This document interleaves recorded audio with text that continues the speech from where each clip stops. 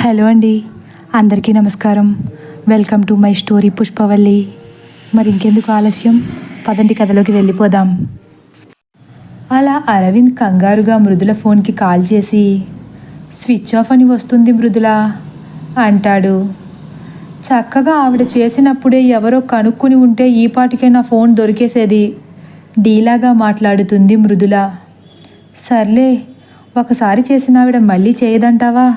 చూద్దాం. ఒకవేళ చేయకపోతే? ఇంకో ప్రశ్న తలెత్తింది మృదుల మనసులో. ఏమవుతుంది, నీకు ఫోన్ ఉండదంతే, అంతకు మించి కొంపలు మునిగిపోయేంత ఏమీ జరగదు కదా, చాలా తేలికగా చెప్పేస్తాడు అరవింద్.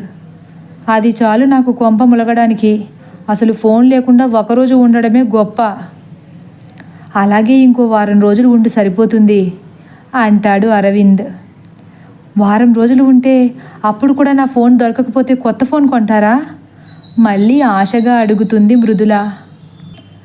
తర్వాత ఫోన్ లేకుండా ఉండడం నీకే అలవాటైపోతుందిలే అంటాడు అరవింద్ నెమ్మదిగా.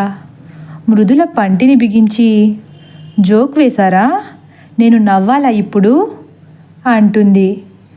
నేను నిజమే చెప్పాను మృదుల, కానీ నువ్వు జోక్ అనుకుంటే నేనేం చేయను అని అరవింద్ అంటుంటే, వీళ్ళ చిలిపి గొడవలు అలవాటైన కమలా కిషోర్లు చిన్నగా వాళ్ళలో వాళ్ళే నవ్వుకుంటూ ఉంటారు.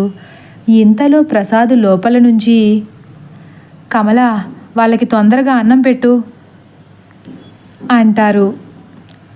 ఏమో మరి, ఈరోజు వచ్చి రావడమే సోదేసుకుని కూర్చున్నారు. తొందరగా వెళ్ళి స్నానం చేసిరండి. పద మృదుల, నువ్వు ఇక్కడే ఉంటే ఈరోజు వాళ్ళు అన్నం తిన్నట్టే. ఇప్పుడు నేనేం చేశాను అత్తయ్య, మీరు మధ్యలో నన్ను అంటారేంటి? చిన్నగా కోపం వస్తుంది మృదులకు. నువ్వు చేయాల్సింది తప్ప అన్నీ చేస్తావు, పద లోపలికి. ఆ మాట వినగానే మృదుల కోపంగా అరవింద్ వైపు చూస్తుంది. అరవింద్ చిన్నగా నవ్వుకుంటూ అక్కడి నుండి నెమ్మదిగా జారుకుంటాడు. సమయం సాయంత్రం 8 గంటలు. కడుపు నిండా భోజనం చేసి వచ్చి టీవీ దగ్గర కూర్చున్నారు అందరూ. అప్పటికే ప్రసాద్ టీవీ చూస్తూ ఉన్నారు. ఇంతలో కిషోర్ ప్రసాద్ చేతిలో రిమోట్ లాక్కుంటాడు. ఏంట్రా, వార్తలు చూస్తున్నాను కదా, చెత్త సినిమాలు ఏమైనా పెట్టావంటే ఊరుకొని చెబుతున్నా కోప్పడతారు కిషోర్ మీద. పెద్ద ప్రైమ్ మినిస్టర్ మరి నువ్వు, ప్రపంచంలో జరిగే విషయాలన్నీ నీకే తెలియాలి. తెలియకపోతే మన ఇండియా ఆర్థిక వ్యవస్థ దెబ్బతింటుంది మరి వెటకారంగా అంటాడు కిషోర్. వార్తలు తెలుసుకోవడానికి ప్రైమ్ మినిస్టర్లే అవ్వక్కర్లేదు తగులుకుంటాడు అరవింద్. నువ్వు ఆగరా, మధ్యలో ప్రతి దాంట్లో దూరిపోతావు.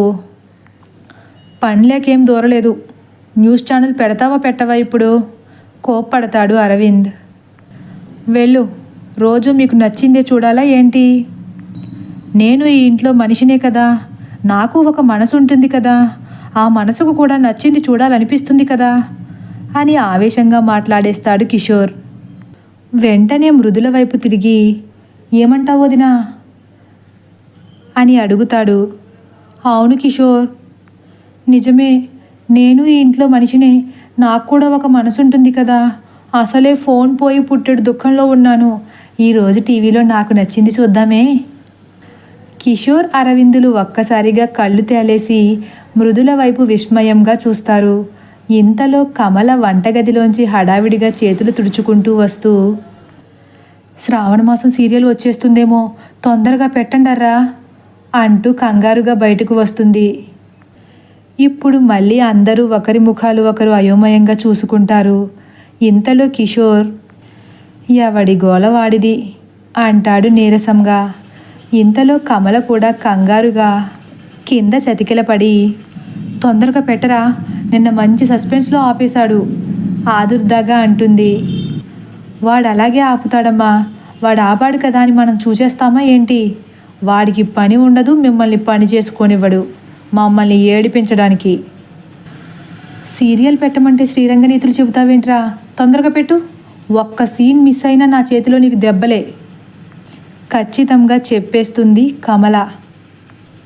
చిచి, యాదవ జీవితం, ఎప్పుడు చూడు ఒకటే బతుకు, అయినా ఇంట్లో చిన్నపిల్లల్లా అస్సలు పుట్టకూడదు అని ఆ రిమోట్ కమల వల్లో దురుసుగా పెట్టేసి అక్కడి నుండి కోపంగా తన గదిలోకి వెళ్ళిపోతాడు కిషోర్. కిషోర్ వెళ్ళిపోయిన వెంటనే కమల ఛానల్ మార్చేస్తుంది. ప్రసాద్ ఏమీ మాట్లాడకుండా టీవీ వైపే సైలెంట్గా చూస్తూ ఉన్నాడు. నాన్న వార్తలు చూస్తానన్నావుగా అంటాడు. మీ అమ్మ చేత సీరియల్ చూడకుండా ఆపే దమ్ముందా నీకు? అరవింద్ వైపు చూడకుండానే అంటాడు ప్రసాద్. నీకే లేదు నాకేం ఉంటుందిలే అని ముభావంగా అంటూ పైకి లెగిసిపోతాడు అరవింద్. అరవింద్ కూడా ఫోన్ పట్టుకుని తన గదిలోకి వెళ్ళిపోతాడు. టీవీ దగ్గర మృదుల, కమల, ప్రసాదులు మాత్రం మిగిలారు. నువ్వు కూడా వెళ్ళి పడుకోవే, సీరియల్స్ చూడవు కదా అంటుంది కమల. పడుకున్నా నిద్ర పట్టాలి కదా అత్తయ్య. మీ ఆయన ఫోన్ చూసుకుంటున్నట్టున్నాడు, వెళ్ళి నువ్వు కూడా చూడు. ఆయన న్యూస్ మాత్రమే చూస్తారత్తయ్య, ఆ న్యూస్ కన్నా ఈ సీరియల్సే బెస్ట్. ఇంతలో కిషోర్ లోపల నుంచి, వదినా సినిమా చూస్తావా గట్టిగా పిలుస్తాడు. ఏం సినిమా కిషోర్ అంటుంది మృదుల. దెయ్యాల దిబ్బ గట్టిగా భయపెట్టినట్లు అరుస్తాడు. కమలా, ప్రసాదులు హడలిపోయి ఒక్కసారి ఒకరినొకరు చూసుకుంటారు. మృదుల కూడా గబాలున బాబోయ్ అదేం సినిమా అంటుంది. బాగుంటుందదినా, మంచి హర్రర్ మూవీ, చూసినంతసేపు భలే థ్రిల్ ఉంటుంది, రా చూద్దాం. ఆ సినిమా తప్ప నీకేమీ దొరకలేదా చూడ్డానికి అరుస్తుంది కమల. అబ్బా ఏ సినిమా చూడాలో కూడా నువ్వే చెప్పాలా అమ్మా. వదినా చూస్తావా, స్టార్ట్ చేసేనా కంగారు పెడతాడు కిషోర్.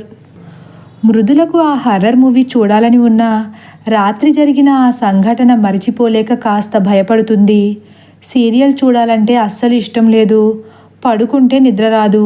రూమ్లోకి వెళ్తే అరవింద్ న్యూస్ తప్ప ఇంకేమీ పెట్టడనుకున్న మృదుల వీటన్నింటికన్నా హర్రర్ మూవీయే బెస్ట్ అనుకుని కిషోర్ దగ్గరకు వెళ్ళి కూర్చుంటుంది. తను గదిలోకి వెళ్ళేసరికే కిషోర్ మూవీ చూడడం స్టార్ట్ చేసేశాడు. ఇద్దరూ పక్కపక్కన కూర్చుని చాలా ఉత్కంఠగా కళ్ళు రెప్ప వేయకుండా హర్రర్ మూవీనే చూస్తూ ఉన్నారు. చూడడానికి చాలా భయమేస్తుంది కానీ చూడకుండా ఉండలేకపోతున్నారు. మృదుల లోపలికి వెళ్ళిపోయాక ఆ తాయెత్తులేవో కట్టే వరకు ఈ పిల్లలు జాగ్రత్తగా ఉంటే బాగున్ను అని మొదలు పెడుతుంది కమల. ఆదివారం కడితేనే మంచిదన్నారుగా పూజారి గారు అంటాడు ప్రసాదు.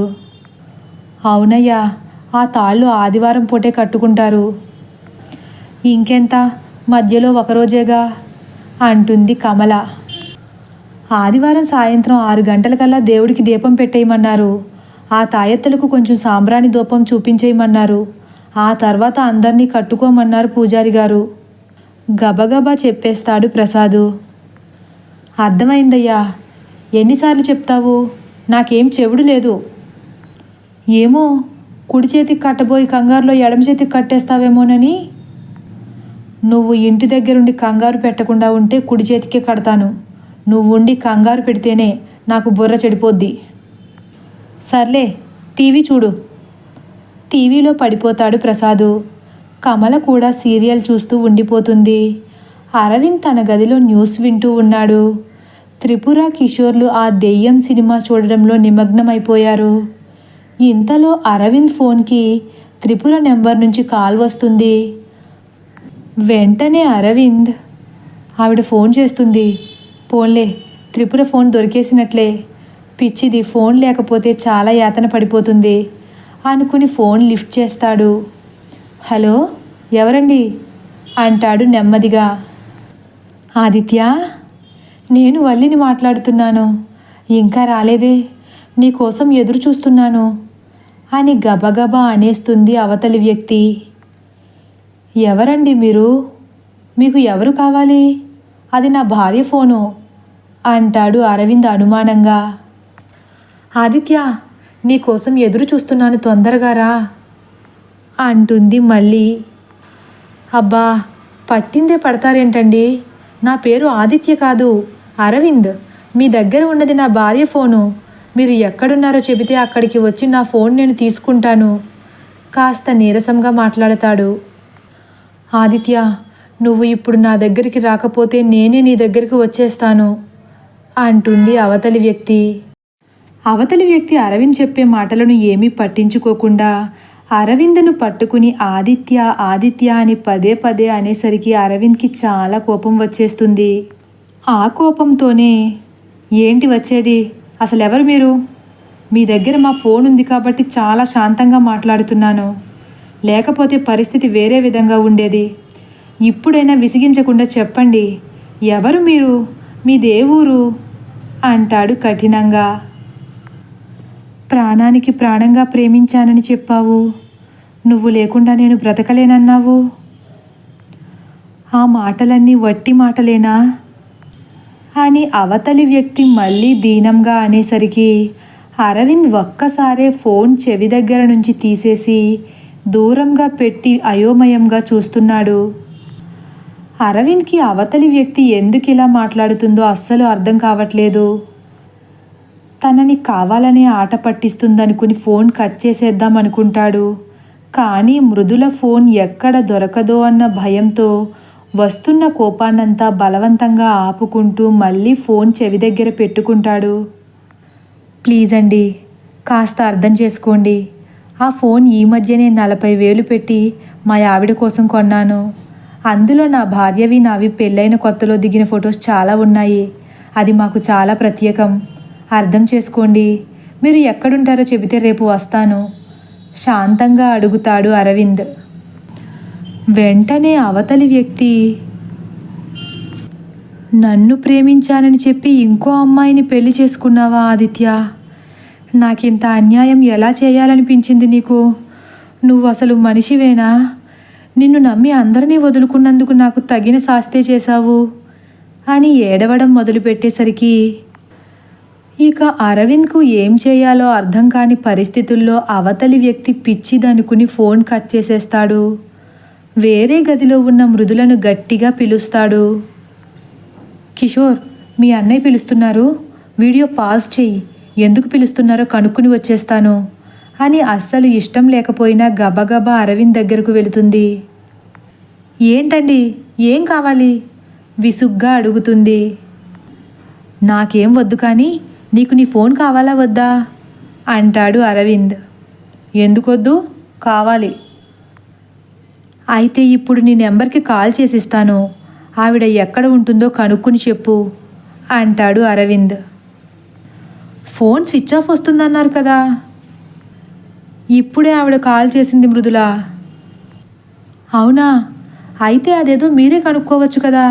మంచి మూవీ చూస్తుంటే సస్పెన్స్లో పిలిచారు. నా వల్ల కావట్లేదులే, నువ్వే మాట్లాడు ఆవిడతో.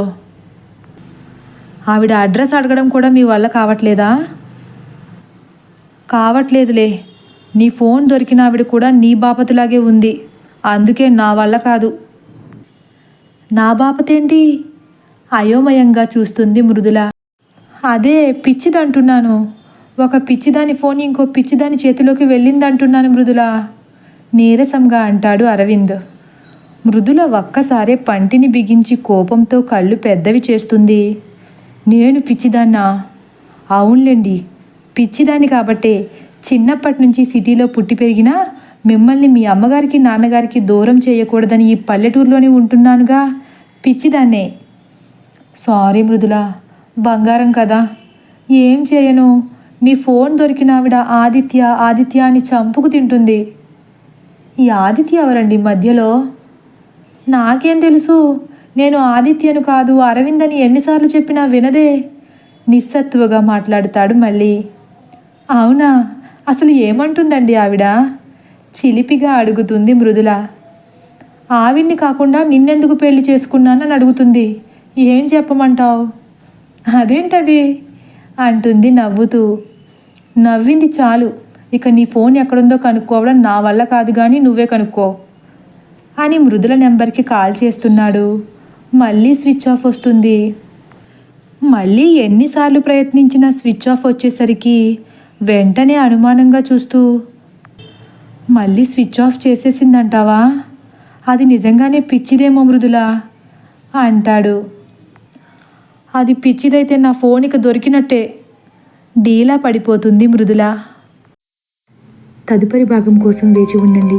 ఒకవేళ నా కథ కానీ మీకు నచ్చినట్లయితే లైక్ చేసి సబ్స్క్రైబ్ చేయడం మర్చిపోకండి. Thank you for watching.